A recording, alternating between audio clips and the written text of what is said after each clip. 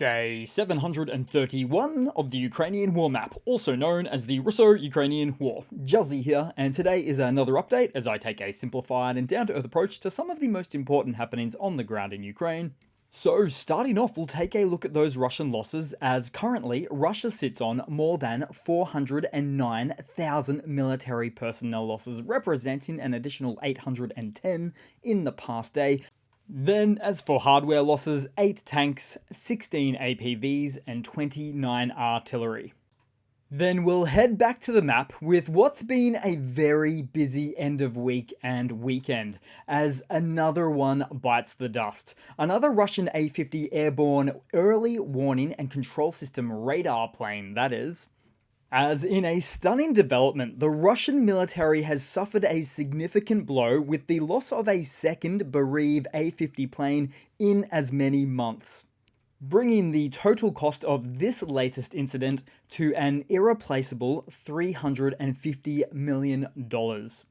They can't build any more of these, at least not without many years up their sleeves, and not without the removal of the international sanctions either. And now Russia is down to just 7 of these officially, but the actual number of active and operational, well, could very well be less than half of that figure or less. So these aircraft, crucial for early warning and coordination among Russian forces, was downed near Yeysk in Russia's Krasnodar Krai region, which is actually pretty close to where Russia lost their previous A-50 radar plane just last month as well. So this area, notoriously known for poor communication among different branches of the Russian military, seems to have become a Bermuda Triangle for Russian aircraft now. And how did this happen? Well, despite claims from Russian sources attempting to shift blame or deny Ukraine's capability, evidence suggests that Ukrainian forces, possibly using an ex-Soviet S-200 surface-to-air missile or even American-made Patriot missiles, successfully targeted the A-50. So this incident not only represents a tactical failure, but also highlights the deep operational challenges Russia faces. So naturally, this includes the loss of 15 experienced crew members and the reduction of the size of Russia's A-50 fleet, with only a few operational at any given time. So it really does feel like not a single day goes by without a Russian plane going down, which is in fact mostly accurate leading up to this event. In fact, sometimes 2 or 3 planes per day. But I'll also never understand this obsession with Russia not admitting the enemy shot down the plane. Instead, they prefer to label it as a friendly fire incident on Russia's side. But how is that better? Better to say that your own military is so inept, so incompetent, that it does the job for the enemy instead? Just bananas. And even one Russian source claimed that Russia's own air defenses were hacked, and done so by the USA, leading to this unfortunate outcome for Russian aviation. And if that's true, or if they actually believe it, then they should probably pack their bags and go home. But hey, either way, in the end, that valuable Russian bird can be removed from the list. Then, of course, worthy of a mention was that another Russian Il-22 aircraft and another Su-34 jet were lost as well over the weekend and as of the end of the last week there as well. So if we continue to see more Russian planes go down this week, then Ukraine certainly has an updated long-range air defense capability that we've not been specifically made privy to yet. For instance, a longer range PAC-2 missile with ER extra range or something to that effect. And if we don't see more Russian aircraft losses this week, then that might suggest Russia actually got the message and finally pulled all of their active aviation right back and losing operational effectiveness as a byproduct. Then we'll head across on the map and still within Russia as warehouses belonging to the Sukhoi aircraft manufacturer plant in Moscow are burning, with the reason for the fires not yet known. So truly not a great period of history for Russian aviation. And obviously the worst in recent history. Then, moving a bit closer to Ukraine, explosions rocked the Novolipetsk metallurgical plant in Lipetsk of Russia over the weekend, with reports attributing the incident to a drone attack. Citizens in the area uploaded multiple videos capturing the event, which resulted in a significant fire, according to plant employees. While official sources have yet to confirm details, local media suggest the attack occurred on the second anniversary of Russia's full-scale invasion of Ukraine, hinting at a possible involvement by Ukraine's security services. And interestingly, the plant, a crucial facility located about 400 kilometers or about 250 miles from the Russia-Ukraine border, is central to Russia's steel production, representing 80% of the company's output and nearly 20% of the national output. So a single target being a fifth of your national steel output right there close to the border during time of war. Can you imagine?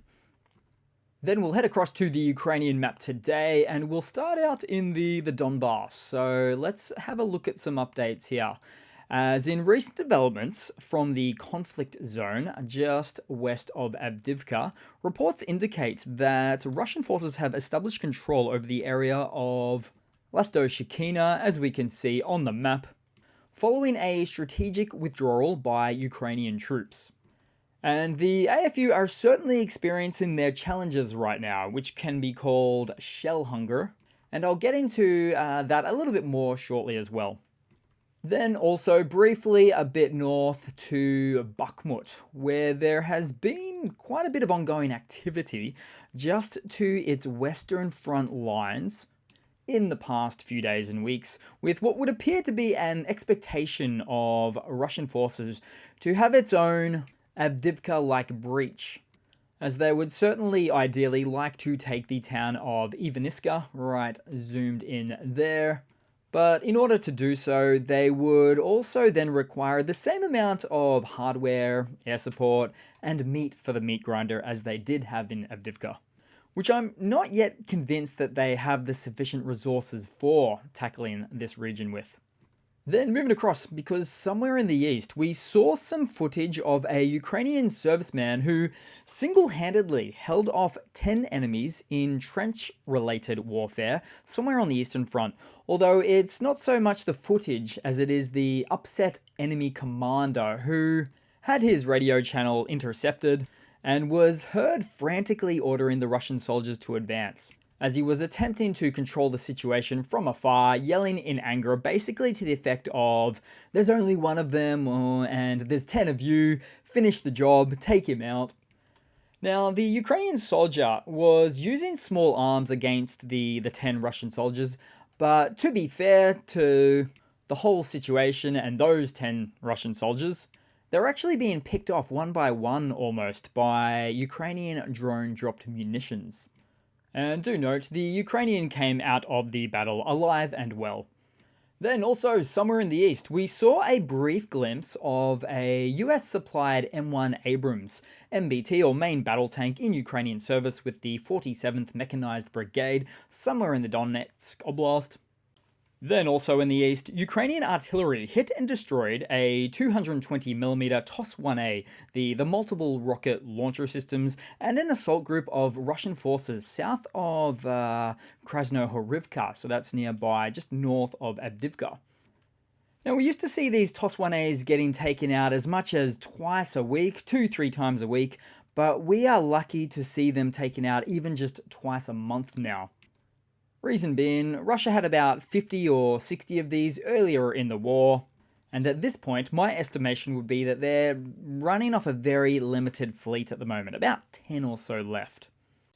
Then lastly, as for somewhere in the east, a Russian T-80BV variant with Paleolithic cope cage and mine trawler still managed to find the mine. Good job, heroes of the motherland.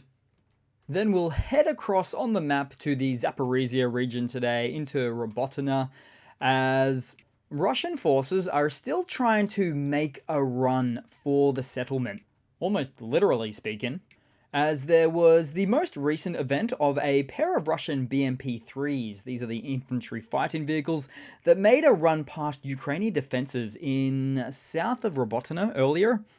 then were destroyed after being swarmed by FPV munitions. Specifically, the pair of Russian vehicles made an assault into the southern part of the town, dropping off Russian troops at the destroyed post office building and attempted to retreat back south. Those drop-offs didn't fare too well either. And that is an odd tactic or approach to take, really. And almost the textbook definition, or Russian textbook definition, of performing drop-offs to feed the meat grinder in a situation of hopelessly outgunned battlefield environments. Then I'll head down south on the map today as we recently approached the anniversary of the Russian invasion into Ukraine. So I'll take a brief infographic look at how, over the past 2 years, Ukraine has significantly weakened Russia's Black Sea fleet, managing to destroy or damage 28 vessels ranging from smaller boats to the flagship cruiser, the Moskva, all without having a substantial navy of its own. And this achievement has been made possible through the use of innovative tactics, including the deployment of the kamikaze sea drones like the Magura V5 and its predecessors like the Sea Baby, as was developed for intelligence and security services operations. As a result, these relentless assaults on Russia's navy has not only diminished the operational capabilities of the Russian fleet, but also reopened vital shipping lanes for Ukraine, showcasing a strategic victory in securing maritime corridors for grain exports and challenging Russia's naval dominance in the region. Then we'll head across to some news for the day. So Ukraine is set to receive a boost with nearly 170,000 artillery shells coming its way from the EU and received within about 30 days. Because after a dynamic chat with the EU High Representative Joseph Borrell, Ukraine's Foreign Minister Dmytro Kuleba shared this update. And so is 170,000 shells a lot? Not really. Ukraine need about 200,000 shells per month. Of course, the more the better. And right now they're dealing with some extreme shell hunger. But also take this 170,000 figure in the context of the EU only ever having provided 350,000 shells under their landmark scheme to Ukraine.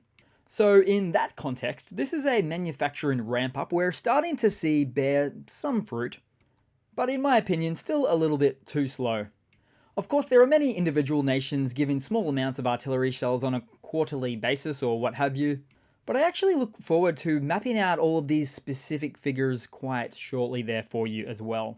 Because then in some related news, the UK has committed to bolstering Ukraine's defence capabilities with a £245 million aid package, or about $310 million worth, aimed at replenishing the country's dwindling artillery of Ukraine ammunition over the next year. And this support comes at a crucial time as Ukraine and its allies recognise the impact of these shortages on the battlefield, highlighted by recent Russian advances such as the capture of Avdiivka, marking the first significant territorial gains they've made for Moscow since May of 2023. Then in some more news, the Netherlands is set to strengthen its bonds with Ukraine through a 10-year security agreement demonstrating a long-term commitment to support Ukraine's defense recovery and integration into the EU and NATO. But also, Ukraine and Italy officially just put pen to paper as they inked their own landmark bilateral security pact as part of yet another European-based strategic collaboration. Oh, and then in similar news, the European Union is set to boost Ukraine's defense against Russia by transferring 4.5 billion euros in March, marking the first installment of a new 50 billion euro aid program. And this one was announced by European Commissioner President von der Leyen on social media following discussions with Ukrainian Prime Minister Denis Shmyhal in Kyiv during the 2-year anniversary of the invasion of Ukraine. And this package, agreed upon by all 27 EU members after overcoming objections from Hungary, is part of the EU's growing support for Ukraine, which includes 28 billion euros in military aid. Additionally, von der Leyen revealed plans to establish an EU Defence Innovation Office in Kyiv to foster Ukraine's integration with EU defence initiatives and leverage Ukrainian combat insights. Then in some other news, yesterday on February 24th, 2024, the world marked the second anniversary of Russia's illegal and unprovoked full-scale invasion of Ukraine, a move Russian President Vladimir Putin described as a special military operation.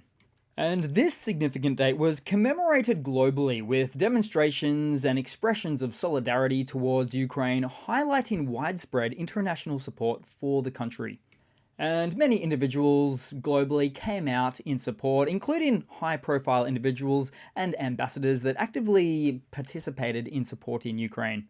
Also, Ukraine's President Volodymyr Zelensky hosted dignitaries from around the world at the Hostomel airport, including Italy's Prime Minister Meloni, Belgium's Prime Minister De Croo, Canada's Prime Minister Trudeau, and the President of the EU Commission, of course, von der Leyen.